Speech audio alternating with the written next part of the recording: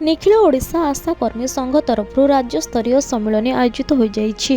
ए अवसर में स्थानीय कोसला कला मंडप पड़िया एक विराट शोभायात्रा बाहरी बलांगीर जिलार विभिन्न ब्लॉक समेत अन्य जिलार आशाकर्मी माने शोभायात्रा सामिल होते। ए शोभायात्रा सहर परिक्रमा करी कलेज छक स्थित कल्याण मंडप ठारे राज्य स्तरीय सम्मेलन आयोजन कर आज कार्यक्रम हूँ मुख्यतः आमर 3 वर्ष जो सांगठनिक प्रक्रिया हुए तार राज्य सम्मेलन चतुर्थ राज्य सम्मेलन आज ये आरंभ हो तेणु यहाँ 2 दिन तक चलो।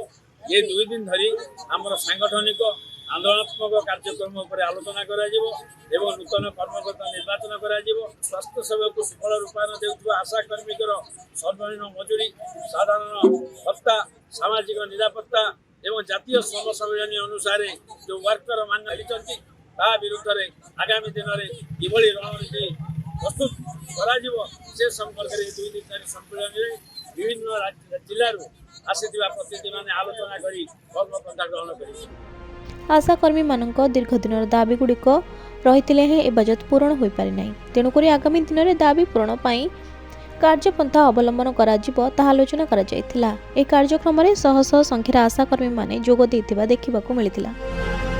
बलांगीर गुप्तेश्वर पृष्टिंग रिपोर्ट खबर ओडिशा।